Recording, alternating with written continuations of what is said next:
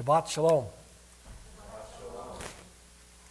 Last week we had a very good testimony meeting, but it means that we didn't talk about the Torah portion, so I may kind of link them together because they have very similar themes. And last week was Deuteronomy 8, and I'm going to read verses 2 and 3. This is a passage that Jesus quoted when he was tempted. And as always happens, there's a relationship between what we're going to see in the Torah portion today and what Greg was talking about. And one of the challenges in life is figuring out the amount of emphasis in our life to put on any single thing. Because life isn't just one item, it's not just one activity. There's a whole group of activities, but to know how to focus your activity, it's a challenge, and it's a challenge you never quit facing as you go through life. I mean, listening to these musicians, I love to listen to music. I find it very fulfilling, but I have to be really honest with myself. I do not want to spend that amount of time to be that good. I'm delighted to listen to them. And I understand it's not only talent, it's practice. There's a funny meme on Facebook of somebody talking to a musician and saying, I wish I had that much talent. And the musician says, practice. And the person goes, oh yeah, I just wish I could do all that stuff. And he says, practice. And it goes on, and the person never listens. Because they think you just showed up one day and you could play first trumpet. How many thousands of hours do you think goes in to one of those proficient players? It's just beyond, not only are they good, but they practice. And what we look at today, one of the themes of Scripture, you'll constantly find the words all, every, complete. And we're sometimes not sure how to handle that. Deuteronomy 8, verse 2, you shall remember all the way which the Lord your God has led you in the wilderness these 40 years, that he might humble you, testing you to know what was in your heart, whether you would keep his commandments or not. And I think that is such an obvious statement. You never know what's in you till you're tested. You have no idea if you can handle adversity till you handle adversity, or don't. I think one of the things I always remember, as a kid, I fixed a lot of tires. Fortunately, we don't do that as much now. But anybody that's ever fixed an inner tube, what do you do to find the hole? You pump it up, and you pump it up high, right? You pump it up until the imperfection, you pump it up until the defect shows itself. Because I don't know about you, have you ever had a tube that you had to fix that had just a little thorn through it? And you could not find that hole. And sometimes you have to blow that thing up so high, put water on it. And this is all God's saying here. He says, I took you through the wilderness. I humbled you. I put you through these experiences because I needed to see what was inside of you. Unfortunately, what he finds inside of us always needs a little help. He humbled you and let you be hungry and fed you with manna, which you did not know, nor did your fathers know. No one had ever eaten or lived on manna. In fact, the Hebrew manna just means, what is it? What is this stuff? That he might make you understand that man does not live by bread alone, but man lives by everything that proceeds out of the mouth of the Lord.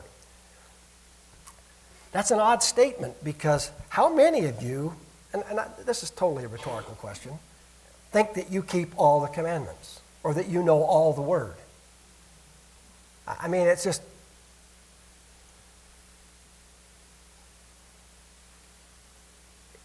more of a challenge than we can process. But he says, you don't just live by bread, you live by everything that comes from the mouth of God. And that's a big word, everything. And I'll talk a little bit about this later, but one of the problems we have as believers, as followers of Yeshua, is that we pick and choose. And physically, you can see that. If this says you don't live by bread alone, but you live by everything, We know a lot about nutrition because of what people eat and don't eat. Unfortunately, sometimes people know what words of God are landing on me and are changing me because they watch my behavior. They know who's really living in there. Deuteronomy 10 and 11 are the chapters we have today. And this comes from Deuteronomy 10. Now, Israel, what does the Lord your God require from you? But to fear the Lord your God, to walk in most of his ways? How many of you know the word there? All his ways. To walk in all his ways and love him, and to serve the Lord your God with all your heart and with all your soul, and to keep the Lord's commandments and his statutes, which I'm commanding you today for your good. Next chapter, chapter 11, this is verse 8. You shall therefore keep every commandment which I am commanding you today, so that you may be strong and go in and possess the land into which you are about to cross to possess it, so that you may prolong your days on the land which the Lord swore to your fathers to give them, and to their descendants, a land flowing with milk and honey. Drop down to 13. It shall come about, if you listen obediently to my commandments, which I am commanding you today, to love the Lord your God, to serve him with all your heart and with all your soul, that he will give you the rain for your land in its season, the early and late rain, that you may gather in your grain and your new wine and your oil. Drop down to verse 18. You shall therefore impress these words of mine on your heart and on your soul, and you shall bind them as a sign on your hand, and they shall be as frontals on your forehead. And I think everybody knows that the Jews do this literally. They have things they call tefillin, phylacteries, where they actually wrap little boxes with the commandments around their arms and around their head. And they did this at Yeshua's time. If you read, he talks about it. He tells the Pharisees, he says, you get great big wide ones so people will see you're doing it.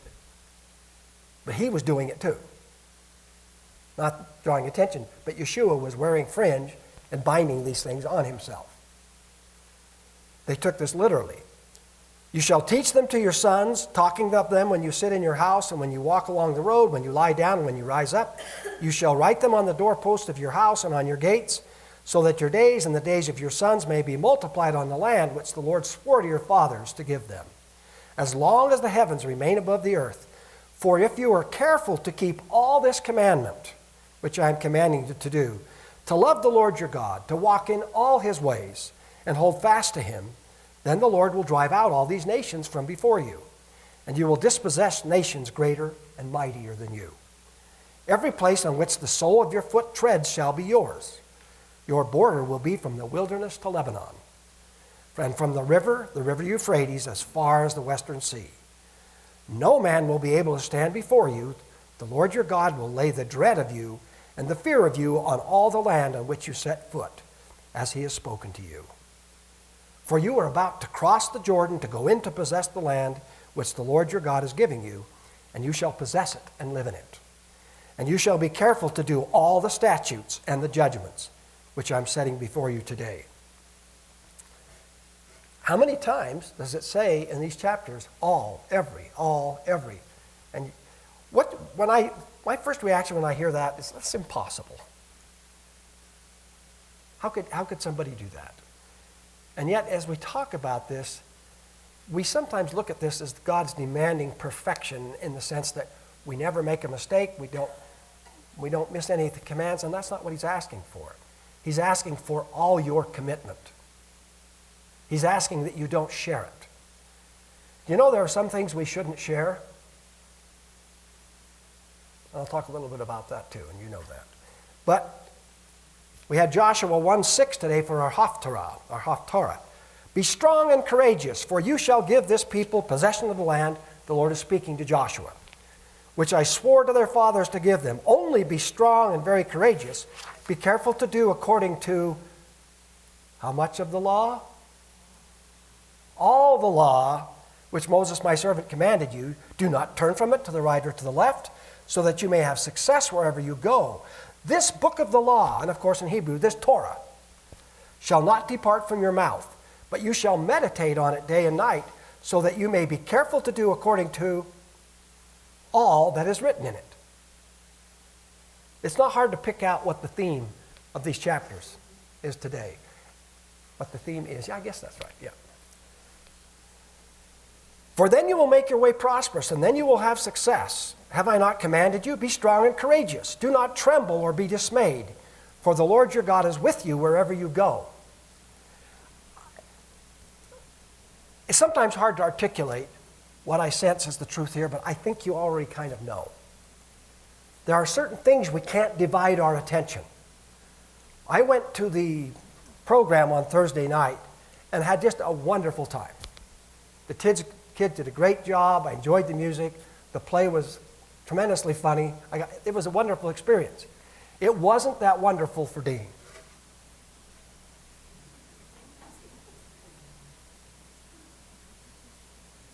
You know one of the reasons it wasn't? It was because of distraction. Our phones were putting out waves that interfered with what he was trying to do. And I think everybody here knows that if you wanted to enjoy the play and the program, all the other things had to be shut off. And that's all God's saying here. Don't be listening to other voices when it's time to hear God. I don't know about you, but I find this close to an idol in my life. It's a dangerous thing if it's not handled right. We let it interfere at times it shouldn't interfere. Don't you find it interesting? And I'm the banner boy here, classic example, that we're more ready to talk to somebody 200 miles away than the person who's trying to talk to us right now. And so when God says all, he says, don't come to me and be reading your blasted cell phone. I'm not going to talk to you, or I'm going to give you static. Enjoy. and this is something I have to deal with in myself. And some things demand complete loyalty. Other things, there's a whole array of choices. I'm wearing a shirt that's got green stripes and who knows what else. I could just as well be wearing a red shirt. It doesn't matter. Or a white shirt. All the colors are great. God made them. And whatever color you're wearing today, that's wonderful. It doesn't all have to be the same. Some things are that way. Or when it comes to, here's an interesting question. It's off the subject.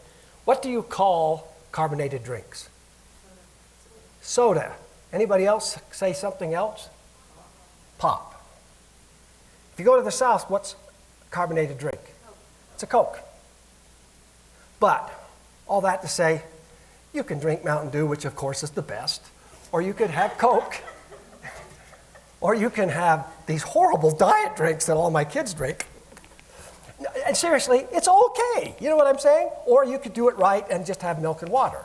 Or the crazy people that think milk is bad. I don't know what to do for them. There are some people that are beyond the pale, you understand? Seriously, you get what I'm saying? There's nothing that says we all have to drink exactly the same thing, eat exactly the same thing. And when we go to eat at the meal, maybe you're going to have a little, like I like squash. I don't know if I have a single offspring that will touch squash. I think it's delicious. I like winter squash, summer squash, it's all good. But do you understand? You can find your nutrients. Maybe you'll eat green beans or Brussels sprouts or broccoli. You know what's funny? The last few times I've had Brussels sprouts are all right. And I'm one of the few people on the face of the earth that can actually eat parsnips, kind of. I remember when I was a kid and they had these parsnips and they didn't know what to do with them because nobody would eat them. I mean, really, I'm one of the few that's kind of got this sweet taste and people don't like it. So Carol Lee came out here and for school lunch, they fixed pancakes. And oh, as kids, we loved pancakes, but they were full of parsnips. I mean, that was 55 years ago, and I've never forgotten it. The kids digging in. Ron. Can I tell you a story about that day? I was suspicious when I saw pancakes for lunch. So I went back into the kitchen and saw what was going on. So I passed those parsnips down. Isn't that funny hearing Ron? You remember that day just as well as I do. How many days growing up do you remember? You remember when they put parsnips in the pancakes. I've never forgotten it because I didn't know. Man, I love pancakes. Put butter and syrup on them, and something's wrong with these. It's like my friend, he's fairly high up in the Mormon church, and they had a big dinner there in Brigham City, invited everybody in the stake. In fact, anybody that wanted to come could come. And they were serving up ice cream. And one of his friends got in the line. He thought, I'm going to play a trick on him. And he reached over and put mashed potatoes in the bowl and then put topping on it. And just as he went to give it to his friend, an old man came up and said, thanks, I'll have that. And Dee was going, holy cow, what have I done? After about 5 minutes, the guy comes back and he says, that was pretty good, but there's something wrong with the topping. I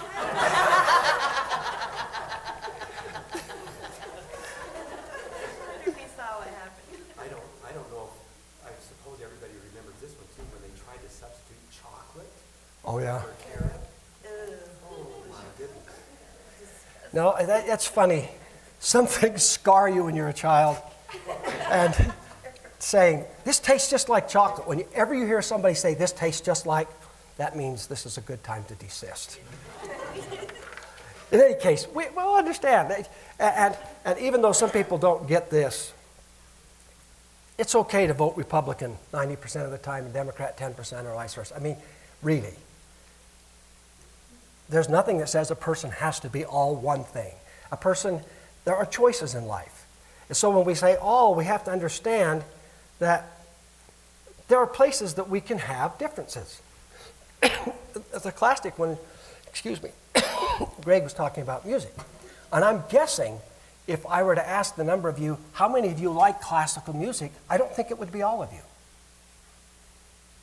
I grew up in a home where we heard classical music from the time I can remember. I mean, when I'm 3 or 4, I'm hearing operas, symphonies, and so to this day, you can stop me in my tracks with the theme from Swan Lake. Or Lohengrin. You can tell I like brass. But I mean, I love those. I know people. I mean, it's like one time I played the Hawaiians singing with their operatic voices, O Sole Mio in the English, which the words are crummy, but the music is beautiful. And Adam said, that gave me an ear infection.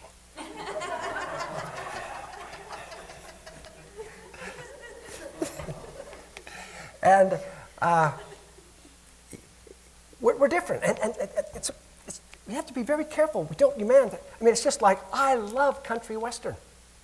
And I can tell you, most of my family can hardly stand it. My dad didn't like it at all. And my mom wasn't crazy about it. I'm thinking, am I adopted? But I'm pretty sure I'm not. But, I mean, there are a lot of country western songs. They're the nicest songs I've ever heard. There are a bunch of you in here that just the words country western makes you start shaking. John Paul, I'm talking about you. But you get what I'm saying. I want to take a little time. When we say all or every, there's a lot of leeway in this. But other things are not that way. Marriage is a classic example. No one ever gets up front and in the vows says, I will be faithful 95% of the time. I wanted 96. I mean, you understand, a marriage is all or nothing. And another thing, I've never seen anybody that was a little bit pregnant. You are or you aren't. And you can't be loyal to our government 99% of the time and 1% of the time be a spy for another country. All we're going to care about is the 1%. And that will send you to jail or to the gallows. And so when God talks about all, he's talking about his relationship with us as God. He's not going to allow anything to be God beside him. We're not going to worship any other thing but him. And many times in our life, we allow distractions to separate us from the Lord. And it's not that we don't love him. It's a little bit like your wife wants to sit down and talk to you, and you pull out your cell phone and start watching the Jazz game. Let me give you a clue. This is a bad idea. Don't do that. God is 100% commitment. And when he says we don't live on bread alone, what he's talking about, the needs of the flesh. And God consistently says he knows we need clothes, food, a roof over our head. He knows that. But he says that's not first. If you make that first, you're going to be missing something in your life. You're going to have mental, emotional, spiritual malnutrition. It won't work. And we've seen it in society from who knows when. People that think they can live on bread alone, it doesn't work. We are spiritual beings. Augustine said we have a vacuum inside of us that cries out for meaning until it is filled with Yeshua, until it has Jesus. That's what's being said here. And we see these statements. If you listen obediently to my commandments, which I'm commanding you today, to love the Lord your God, to serve him with all your heart and all your soul, if you're careful to keep all this commandment I'm commanding you to do, to love the Lord your God, to walk in all his ways, then the Lord will drive out all these nations from you. This book of the law shall not depart from your mouth, but you shall meditate on it day and night, so that you may be careful to do according to all that is written in it. Now, one of the things that had got me thinking when I was reading this is that we can kind of tell how we're doing in terms of processing God. How is he living in our hearts? Because when you think about Christmas, there's absolutely no bigger message of Christmas than what I quoted you from Neil Maxwell. And he said, every person is an innkeeper that decides whether or not there's room for the baby. And we can tell if we have let the Lord dwell in our hearts by, Paul helps us in Galatians. He says, if the word is planted in you, if the Spirit is in your life, you will see love, joy, peace, patience, kindness, goodness, faithfulness, gentleness, self-control. When we don't see that, it isn't that something is wrong with God. It's that somehow there wasn't room at the end. Somehow I'm not growing. It's a fruit, so it's a seed that's planted, and then it's developed. It doesn't just happen overnight. And this is what we have to understand. God does not expect you to not make mistakes. He does not expect you not to sin. I love what John says. He says, if you're born from above, you don't continue to sin. He's not saying you'll stop sinning. He's saying that the trajectory of your life is away from sin. That you're going to continually grow up. Are you going to fall? Are you going to have missteps? You absolutely are. Now, I enjoy medical history. In fact, before I went into veterinary medicine, I liked history probably better than medicine, and I may still do. I like history. It's fun what you pull out of things. But I'm going to tell you a couple of stories because I think that it's interesting how much they pertain to our spiritual walk. How many of you have ever looked at us as Christians, as Messianics, and say, how can we believe all this stuff and it's not working? And of course, you can say the other, boy, look how it does work. Look what it has done in that person's life, or this group. But there was a sailing ship in 1747. 12 sailors who had begun the voyage, feeling fine, were overcome with fatigue.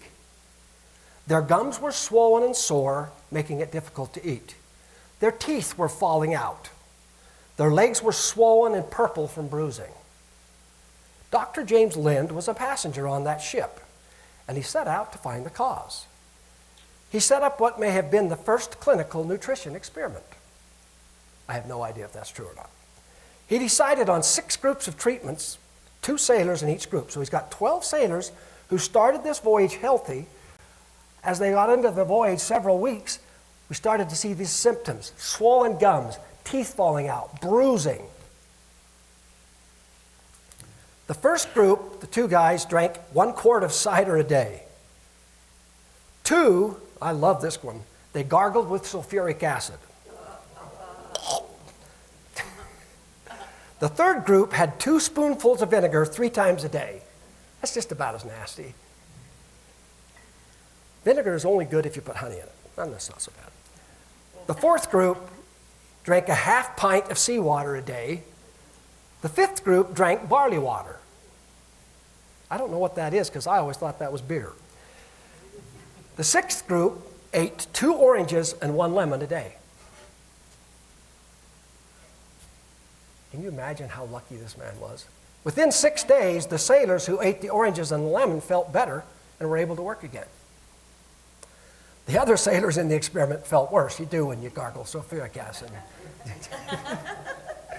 But here's the thing that I think is significant. You know what you're eating by how you're living. When my body is sick, I know something is wrong with the nutrition unless it's, of course, an infectious cause. And I think you all know, everybody here know the name of this disease? Scurvy. It's scurvy, and it's a lack of vitamin C, ascorbic acid.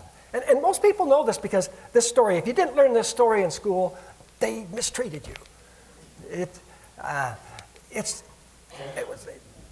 Because they'd start the voyages and they'd have plenty of fresh fruit and vegetables. And as they went on, what they had was bread and salt meat, some kind of preserved meat.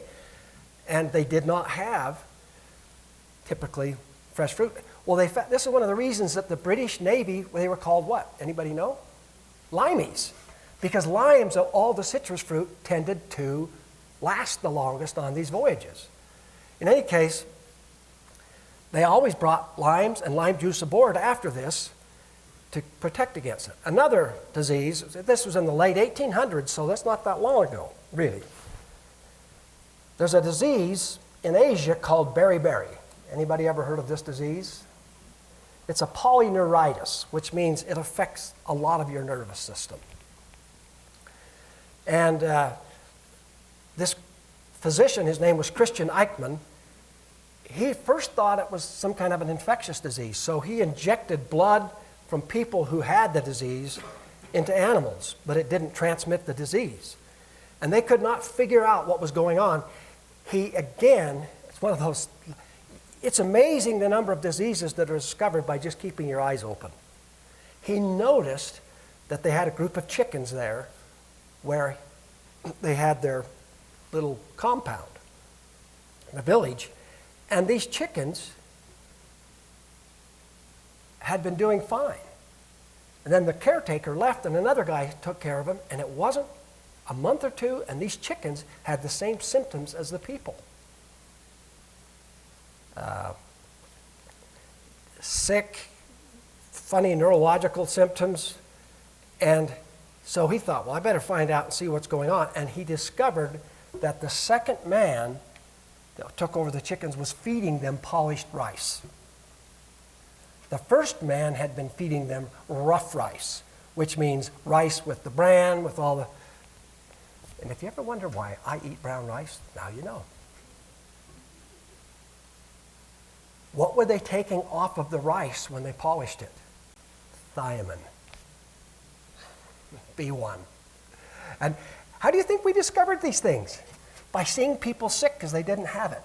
There are so many diseases. We discovered another vitamin because in raw eggs, there's an anti-vitamin that when they were feeding it to, I think it was mink, they suddenly got all these symptoms. They thought, what's going on? We're feeding them eggs. They should be great. They found out it's because they had this. Isn't it amazing? I've forgotten. It could be anti-riboflavin. Don't quote me on because I've forgotten it. But my point is, when you look at our body, we can tell by what we're putting into us whether or not it's everything.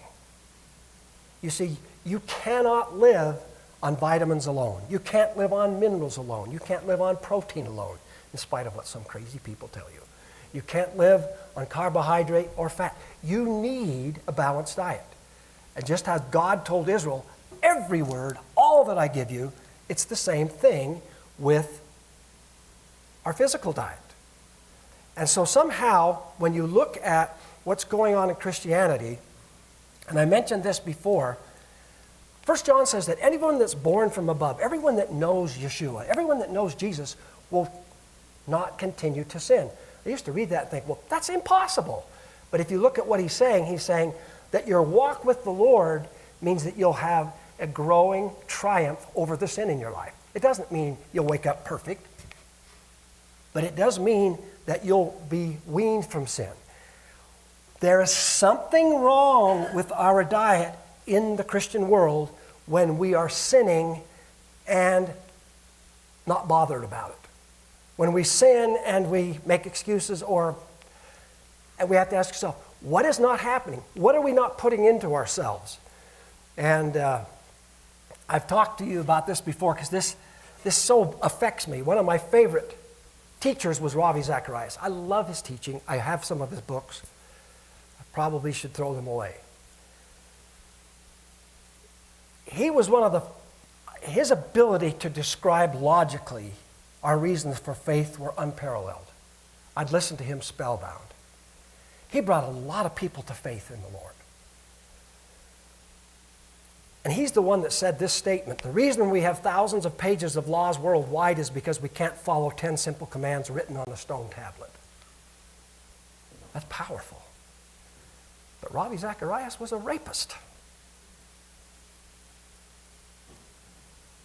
It's not my job to judge Ravi because, for one thing, I can't. That's God's job. But I know something is not in the diet. Something, knowing this word, quoting this word, is not working in our society when it doesn't change behavior. There should be no safer man in the world than a man that knows the Lord. That he should be a danger to no woman, no child at any time. If they are, then something is lacking. Something huge is lacking. And how many of you know the world will look, and often they'll judge all of us by the Ravis?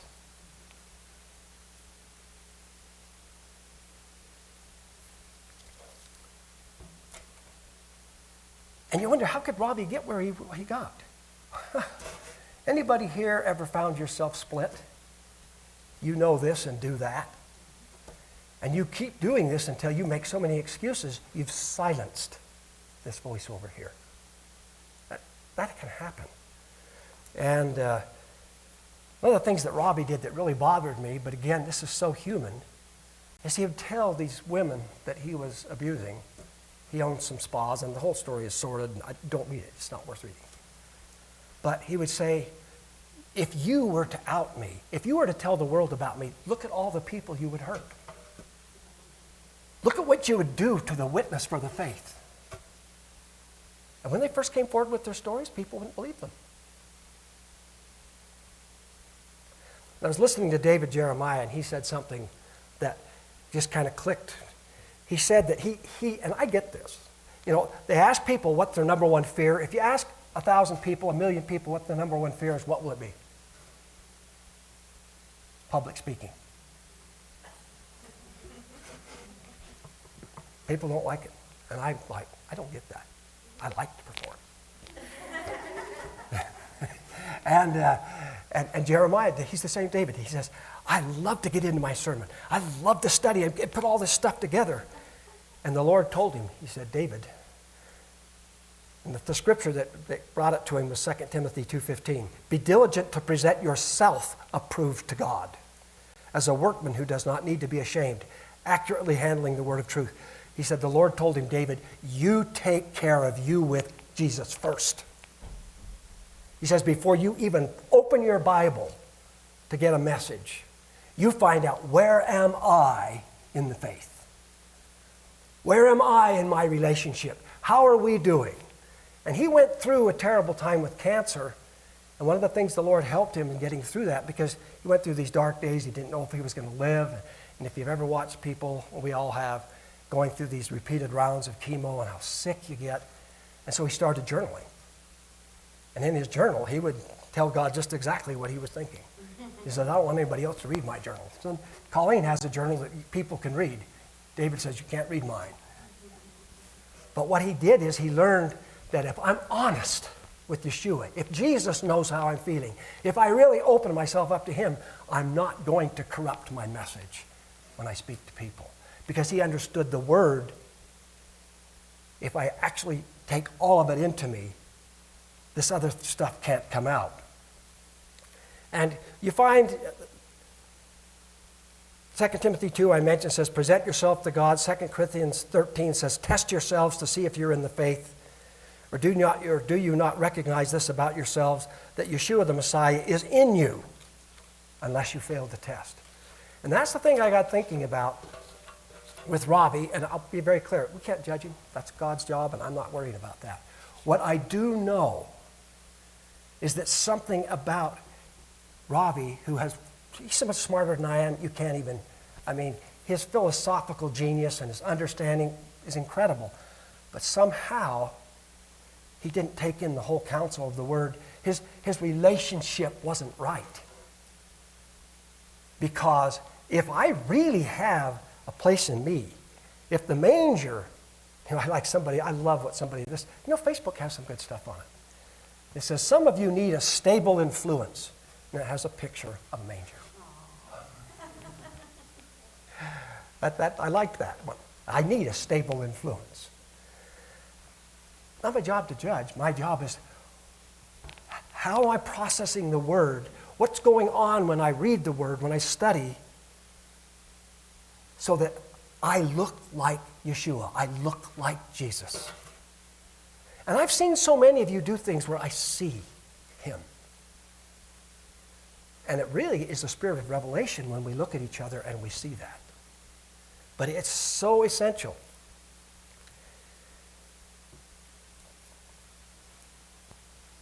A couple of things I want to say before we finish. Knowing that vitamin C prevents scurvy does not protect you. What protects you? Eating vitamin C. Knowing that thiamine prevents beriberi does not prevent beriberi. Eating thiamine does. And that's so odd. Sometimes we need to look at the physical to realize that the physical precedes the spiritual. And knowing stuff, I am a person that enjoys theological ideas and studying concepts and how the kingdom works. And I think all that stuff is great. But it doesn't do a bit of good for anybody if somehow it's not incorporated into me. And Paul's, that's kind of a strong statement. He says, don't you know that Jesus, Yeshua, lives in you unless you failed the test? He was straight up with them. He said, the way you're behaving, something isn't right here.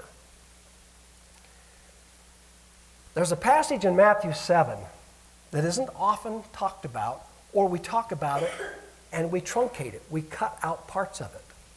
And I'll read the whole thing. It's Matthew 7, 21 through 27. Not everyone who says to me, Lord, Lord, will enter the kingdom of heaven, but he who does the will of my Father who is in heaven will enter. Many will say to me on that day, Lord, Lord, did we not prophesy in your name, and in your name cast out demons, and in your name perform many miracles? Then I will declare to them, I never knew you. Depart from me, you who practice lawlessness. Therefore, everyone who hears these words of mine and acts on them may be compared to a wise man who built his house on the rock. And the rain fell, and the floods came, and the winds blew and slammed against that house, and yet it did not fall, for it had been founded on the rock.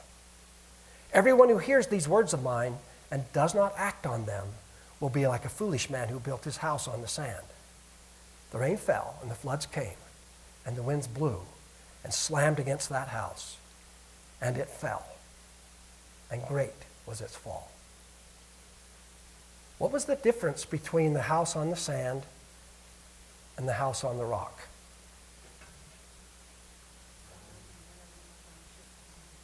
What was the...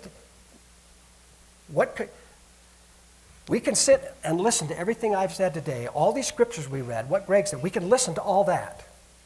Does that mean our house will not be on the sand?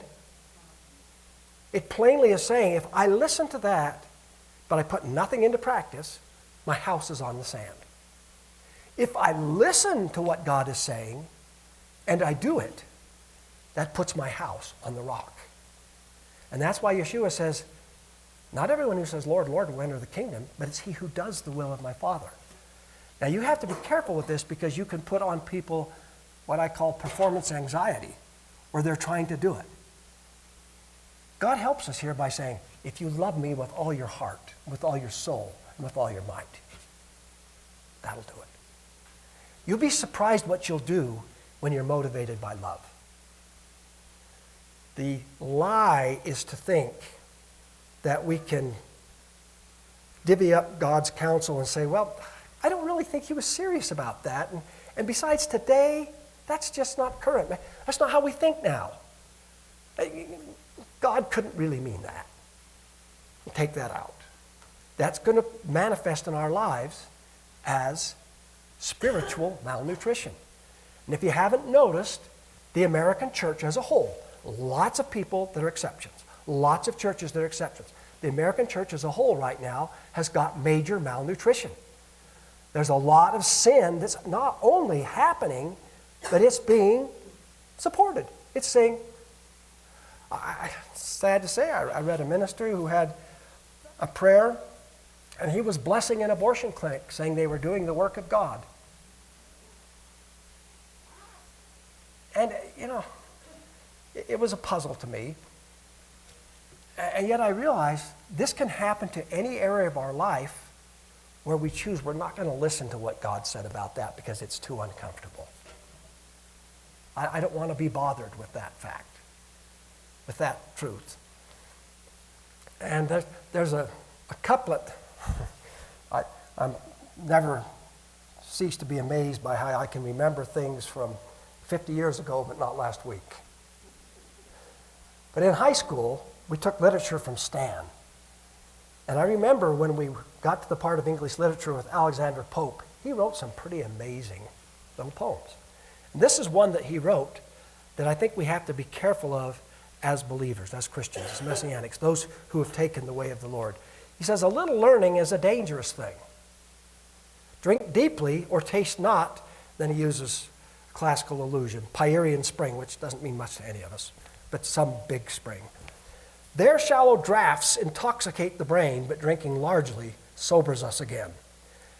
What Alexander Pope is saying is something that's dangerous with Christianity. Is that when we tell people, learn these 4 spiritual laws, say Jesus is your Savior, now you're home free. As true as all that is, we've committed to follow him. We've committed to hear his voice, just like I said about my cell phone. Sometimes I have to turn my cell phone off because he's trying to talk and he can't talk over my cell phone. If we fail to hear everything that comes from his mouth, we're going to manifest spiritual malnutrition. There's so much that goes on right now at this season, and a lot of believers have thrown the whole thing out. It's interesting when you look at Christmas how different it is for every person. For some people, it's all about the festivity and the season, the family, and those aren't really bad things. But some people don't want to be bothered about the fact that this whole thing started because a baby was born in a manger. And what I think is funny, you have to be careful with this, and it goes along with what I've said today. However you celebrate it. And I'm one of those, I spend a lot of time reading the original sources. You know what I discovered? We don't know when he was born. I did discover this too. No one can say he wasn't born at some particular time. We can say he was not born on December 25th for this simple reason. That calendar didn't exist. Okay? But the fact he could have been born now, it's a good chance. The earliest witnesses think he was either born or conceived at Passover. If he were conceived at Passover, guess when he'd be born? Now, but here's the thing. I read all those sources, read all that stuff. What I did find out is those early people were not pagans. They were not trying to do something pagan. And whoever brought that into Christianity, it's to teach us to love one another. However, to say that worldliness has not affected it? One of the things that you have to watch as we enter this season, just my opinion, is let's make sure that all the stuff we love about Christmas doesn't become the cell phones that are canceling out the message, which is there room in your house for the baby? Can he live there? Will he be taken care of? Because when you think about it, if he's born there, he starts as a baby. And as he grows up, we grow up. This is a wonderful time. But when you think about this whole counsel, what is God saying to us now? I think one of the things we could say is, Lord, open my ears, open my heart, open my senses to hear everything you're saying to me. You have to be really careful. I try not to, when I'm up here, put me on you, because you don't need to follow me except, as Paul said, follow me as I follow Yeshua. We can say that about any of us. As I see you following Yeshua, I want to follow you. You know, Greg was talking about the orchestra and about the section heads, and it really hit me when he was talking how the whole orchestra, to have that beautiful sound, they have to follow the conductor. But I had never really stopped to think that each section has got to follow its section leader.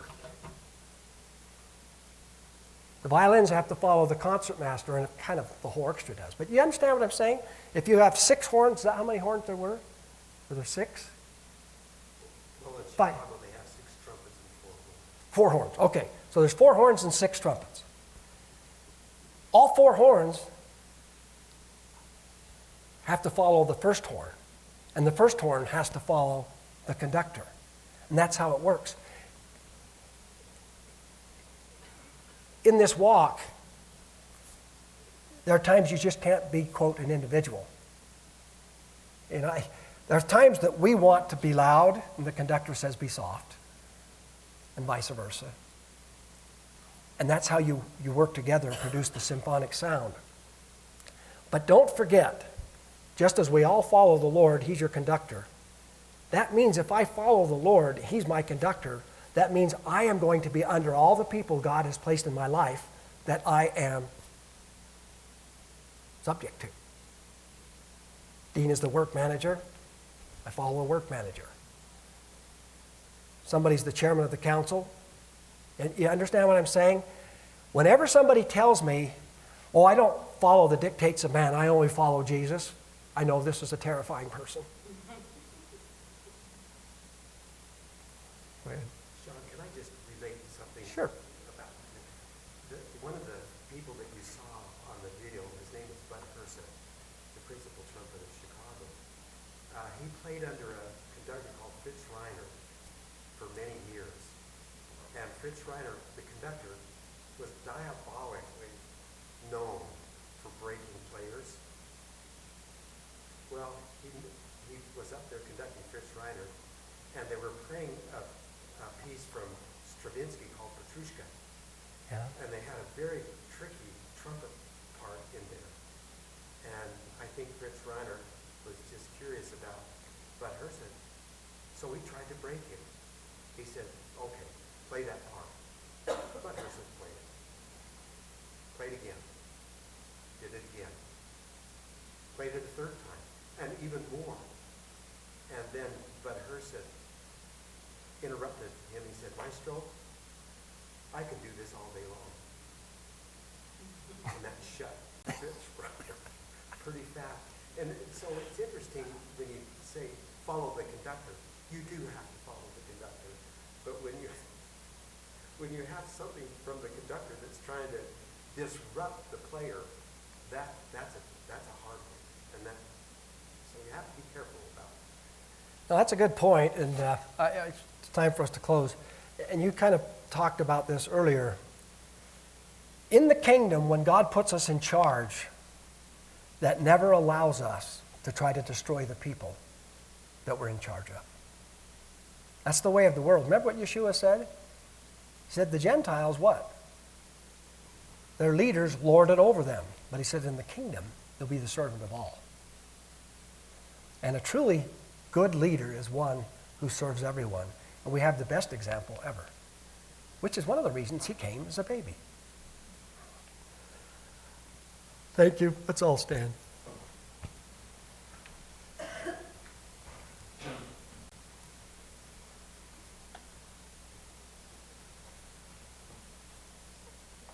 Brother Ron Crouch, would you close for us, please?